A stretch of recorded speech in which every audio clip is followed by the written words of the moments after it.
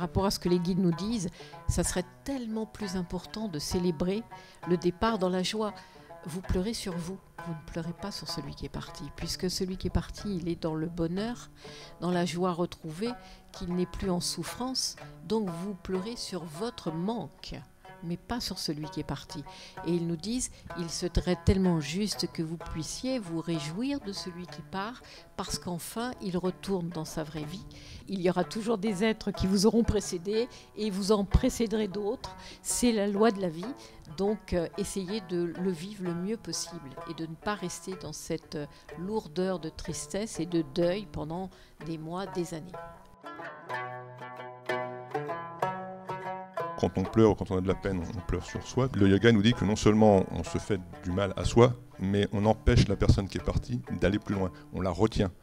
Et ça, c'est embêtant pour elle également. D'une part, parce qu'elle a un sentiment de culpabilité de vous avoir laissé dans la peine et la tristesse, et ça l'empêche d'aller dans le lumineux. Donc même si elle était partie pour aller très loin, elle va se retrouver arrêtée en cours de route, ce qui n'est pas non plus un cadeau lui faire. Si seulement on pouvait parler de la non-tristesse du départ, parce que pour l'enfant c'est simple, l'enfant il a l'ouverture, il voit les êtres passer de l'autre côté, c'est totalement naturel pour l'enfant. Donc si on lui inculque à 5 ans ou à 6 ans qu'effectivement il n'y a pas à être triste parce que son grand-père ou sa grand-mère qui est passé de l'autre côté, il continue à vivre à côté simplement.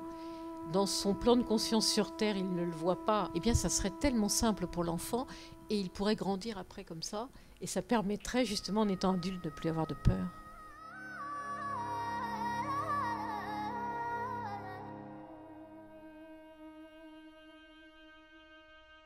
Tout ce qui nous arrive, on l'a créé. Et ce qu'on a créé, ça va se manifester, soit tout de suite, soit un peu plus tard. Et un peu plus tard, ça peut être dans une vie ultérieure. Moi, j'ai connu des gens au moment de leur mort qui expliquaient que ils avaient fait des trucs pas très clairs, mais ils n'avaient pas été pris, donc tant mieux, c'était tout bénef. Non, vous êtes rattrapé par la patrouille à l'étape d'après. Hein.